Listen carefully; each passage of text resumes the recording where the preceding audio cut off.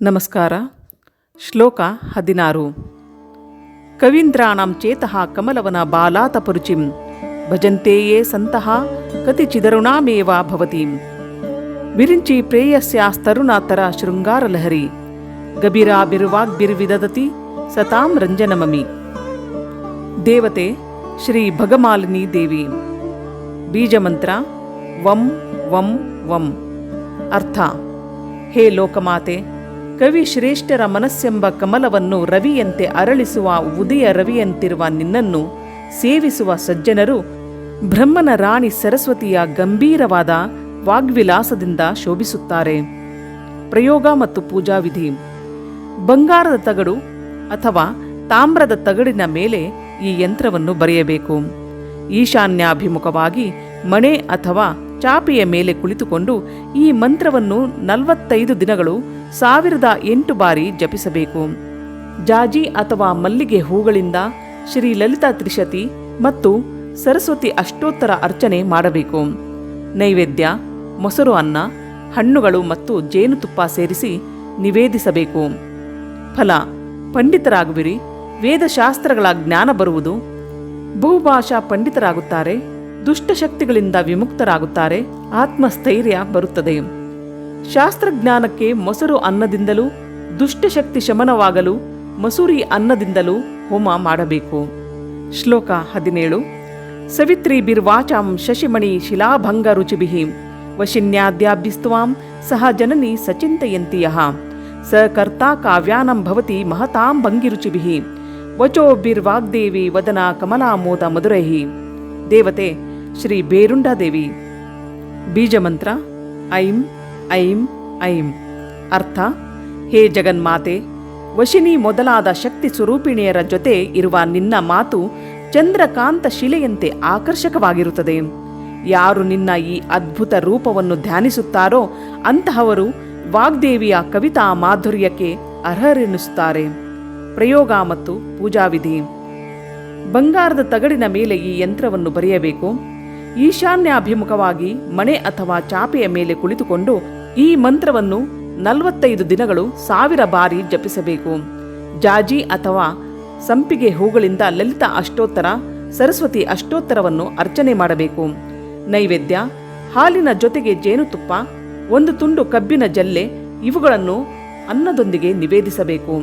ಫಲ: ವಿಜ್ಞಾನ ಮತ್ತು ಶಾಸ್ತ್ರಗಳಲ್ಲಿ ಜ್ಞಾನ ಪಂಡಿತರಾಗುವಿರಿ, ಗಂಡಿಗೆ ಹೆಣ್ಣು, ಹೆಣ್ಣಿಗೆ ಗಂಡು ಒಳ್ಳೆಯವರು ಸಿಗುವರು, ಹಿರಿಯರ ಆಶೀರ್ವಾದ ಪಡೆಯುವಿರಿ. ಜಾಲೇಂದ್ರ, ರಾಜಿಕ, ಅಮೃತ ಬಳ್ಳಿಗಳಿಂದ ಹೋಮ ಮಾಡಬೇಕು. ಶ್ಲೋಕ 18. ತನುಚ್ಛಾಯ ಬಿಸ್ತೆ ತರುಣತರಣಿಶ್ರೀ ಸರಣಿಭಿಃ ದಿವಂ ಸರ್ವಾ ಮುರ್ವಿ ಮರುಣಿಮಾ ನಿಮಗ್ನಾಂ ಸ್ಮರತಿಯಃ ಭವಂತಸ್ಯ ತ್ರಸ್ಯಧ್ವನ ಹರಿಣ ಶಾಲೀನ ನಯನಾಃ ಸಹರ್ವಶ್ಯ ವಶ್ಯಾಃ ಕತಿನ ಗಿರ್ವಾಣಗಣಿಕಾಃ. ದೇವತೆ ವಿಂಧ್ಯಾವಾಸಿನಿ ದೇವಿ. ಬೀಜಮಂತ್ರ ಕ ನಮಃ ಕ್ಲೀಂ ಮ ಕ್ಲೀಂ ಯ ಕ್ಲೀಂ ದೇ ವಾ. ಅರ್ಥ: ಹೇ ಭಗವತಿ, ನಿನ್ನ ಶರೀರ ಕಾಂತಿಯು ಬಾಲಸೂರ್ಯನ ಕಿರಣಗಳಂತೆ ಶೋಭಾಯಮಾನವಾಗಿದೆ. ಈ ಕಾಂತಿಯಂತಹ ಅರಗಿನ ಸಮುದ್ರದಲ್ಲಿ ಮುಳುಗಿ ನಿನ್ನ ಪರಮ ಪುಣ್ಯಕರವಾದ ನಾಮಸ್ಮರಣೆಯನ್ನು ಮಾಡುವವರಿಗೆ ಅಪ್ಸರೆ ಸ್ತ್ರೀಯರು ಕೂಡ ಮರುಳಾಗುವರು. ಪ್ರಯೋಗ ಮತ್ತು ಪೂಜಾವಿಧಿ.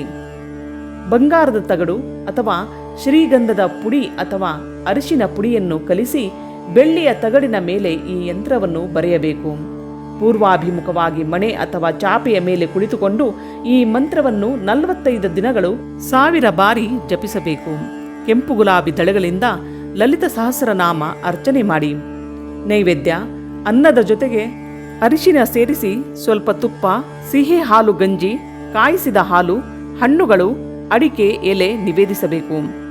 ಫಲ: ಒಳ್ಳೆಯ ಶಿಲ್ಪಿಗಳಾಗುತ್ತಾರೆ, ಒಳ್ಳೆಯ ಚಿತ್ರಗಾರರಾಗುತ್ತಾರೆ, ಮಕ್ಕಳು ಮತ್ತು ಹೆಂಡತಿ ವಶವಾಗುವರು, ಪ್ರಾಣಿಗಳ ಮೇಲೆ ಅಧಿಕಾರವಿರುವುದು, ಆಡುವ ಮಾತುಗಳು ನಿಜವಾಗುವುದು. ಅರಿಶಿನ, ಶ್ರೀಗಂಧದ ಪುಡಿ ಸೇರಿಸಿ ಯಂತ್ರ ಬರೆದು ಪೂಜಿಸಿದ ಮೇಲೆ ಆ ಪುಡಿಯನ್ನು ಪ್ರತಿದಿನ ಮೈಗೆ ಹಚ್ಚಿಕೊಂಡು ಸ್ನಾನ ಮಾಡಿದರೆ ಸಕಲವಾದ ವಿವಾದಗಳಲ್ಲಿ ಜಯ ಉಂಟಾಗುವುದು. ಕಲೆ, ಚಿತ್ರಕಲೆ, ಸಾಹಿತ್ಯಗಳಲ್ಲಿ ಅಭಿವೃದ್ಧಿ ಕಾಣುವುದು. ಸರಸ್ವತಿ ಬಳ್ಳಿಯನ್ನು ತಂದು ಹಾಲಿನಲ್ಲಿ ಅದ್ದಿ ಪ್ರತಿದಿನ 108ರಂತೆ ಹೋಮ ಮಾಡುತ್ತಿದ್ದರೆ ವಾದ ವಿವಾದಗಳಲ್ಲಿ ಜಯ ಕಾಣುವಿರಿ. ಶ್ಲೋಕ 19. ಮುಖಂ ಬಿಂದುಂ ಕೃತ್ವಾ ಕುಜ ಯುಗಮಧ್ಯಸ್ಥಸ್ಯ ತದದೋ ಹರಾರ್ಧಂ ಧ್ಯಾಯೇದ್ಯೋ ಹರ ಮಹಿಷಿತೆ ಮನ್ಮಥಕಲಾಂ ಸ ಸದ್ಯಃ ಸಂಕ್ಷೋಭಂ ನಯತಿ ವನಿತಾ ಇತ್ಯಥಿ ಲಘುಂ ತ್ರಿಲೋಕೀಮಪ್ಯ ಶುಭ್ರಮಯತಿ ರವೀಂದುಸ್ತನಯುಗಾಂ. ದೇವತೆ ಶ್ರೀ ಮಹಾವಜ್ರೇಶ್ವರಿ ದೇವಿ. ಬೀಜಮಂತ್ರ ಹ್ರೀಂ ಹ್ರೀಂ ಹ್ರೀಂ ಹ್ರೀಂ. ಅರ್ಥ: ಹೇ ಜಗದಂಬೆ, ಯಾವನು ಬಿಂದು ಸ್ಥಾನದಲ್ಲಿ ತಾನು ಬಯಸಿದ ಕಾಂತಿಯ ಮುಖವನ್ನು, ಆ ಮುಖದ ಕೆಳಗಿರುವ ಕುಚಗಳನ್ನು, ಅವುಗಳ ಕೆಳಗಿರುವ ಯೋನಿಯನ್ನು ಧ್ಯಾನಿಸಿ, ಆ ಮುಖ ಕುಚ ಯೋನಿ ಸ್ಥಾನಗಳಲ್ಲಿ ನಿನ್ನ ಕಾಮರಾಜ ಬೀಜವನ್ನು ಧ್ಯಾನಿಸುವನು, ಅವನು ಅಂಥ ವನಿತೆಯ ಚಿತ್ತ ವಿಕಾರವನ್ನು ಮಾಡಬಲ್ಲನು. ಆದರೆ ಇದು ಅತಿ ತುಚ್ಛ, ಏಕೆಂದರೆ ಅವನು ರವಿ ಚಂದ್ರರೇ ಸ್ತನಯುಗ್ಮವಾಗಿರುವ ಈ ತ್ರಿಲೋಕಗಳನ್ನೇ ಮೋಹಗೊಳಿಸಲು ಶಕ್ತನಾಗುತ್ತಾನೆ. ಪ್ರಯೋಗ ಮತ್ತು ಪೂಜಾವಿಧಿ. ಬಂಗಾರದ ತಗಡು ಅಥವಾ ಶ್ರೀಗಂಧದ ಪುಡಿಯನ್ನು ಕಲಿಸಿ ಮಂದವಾಗಿ ಹರಡಿ ಅವುಗಳ ಮೇಲೆ ಅಥವಾ ಪುಣ್ಯತರವಾದ ಭಸ್ಮದ ಮೇಲೆ ಅಥವಾ ಸಿಂಧೂರವನ್ನು ಬೆಳ್ಳಿಯ ಪಾತ್ರೆಯಲ್ಲಿ ಹಾಕಿ ಅಥವಾ ತಾಮ್ರದ ತಗಡಿನ ಮೇಲೆ ಈ ಯಂತ್ರವನ್ನು ಬರೆಯಬೇಕು. ಉತ್ತರಾಭಿಮುಖವಾಗಿ ಮಣೆ ಅಥವಾ ಚಾಪೆಯ ಮೇಲೆ ಕುಳಿತುಕೊಂಡು ಈ ಮಂತ್ರವನ್ನು 25 ದಿನಗಳು 1200 ಬಾರಿ ಜಪಿಸಬೇಕು. ಸಿಂಧೂರ ಬಣ್ಣದ ಹೂಗಳಿಂದ ದುರ್ಗಾಷ್ಟೋತ್ತರ ಮತ್ತು ಲಲಿತಾ ತ್ರಿಶತಿಯಿಂದ ಅರ್ಚನೆ ಮಾಡಬೇಕು. ನೈವೇದ್ಯ: ಅನ್ನದೊಂದಿಗೆ ಕಾಯಿಸಿದ ಹಾಲು ಸೇರಿಸಿ ಹಣ್ಣುಗಳು, ಜೇನುತುಪ್ಪ ಸೇರಿಸಿ ನೈವೇದ್ಯ ಮಾಡಬೇಕು. ಫಲ: ಯೌವನ ಸ್ತ್ರೀಯರು ವಶವಾಗುವರು. ಸರ್ಕಾರದ ವತಿಯಿಂದ ಬರುವ ಹಣದ ಮೇಲೆ ಅಧಿಕಾರ ಸಾಧಿಸುವಿರಿ. ಕ್ರೂರ ಮೃಗಗಳ ಮೇಲೆ ಅಧಿಕಾರ ಇರುವುದು. ನೀಲೋತ್ಪಲ ಹೂವು, ಮಂದಾರ ಹೂವುಗಳಿಂದ ಹೋಮ ಮಾಡಬೇಕು. ಶ್ಲೋಕ 20. ಕಿರಂತೀಮಂ ಗೇಭ್ಯಃ ಕಿರಣನಿಕುರುಂಬಾಮೃತ ರಸಂ ಹೃದಿತ್ವಾಮಾದತ್ತಿ ಹಿಮಕರ ಶಿಲಾಮೂರ್ತಿಮಿ ವಯಃ ಸ ಸರ್ಪಾಣಂ ದರ್ಪಂ ಶಮಯತಿ ಶಕುಂತಾದಿಪೈವ ಜ್ವರಪ್ಲುಷ್ಟಾನ್ ದೃಷ್ಟ್ಯಾ ಸುಖಯತಿ ಸುಧಾಧಾರಸಿರಯ. ದೇವತೆ ಶ್ರೀ ಶಿವಧೂತಿ ದೇವಿ. ಬೀಜಮಂತ್ರ ಓಂ ಕ್ಷಿಪ ಸ್ವಾಹ.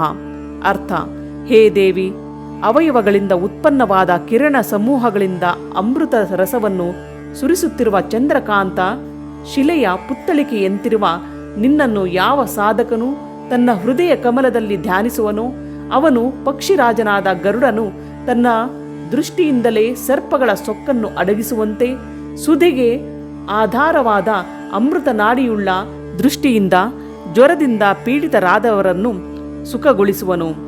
ಪ್ರಯೋಗ ಮತ್ತು ಪೂಜಾವಿಧಿ.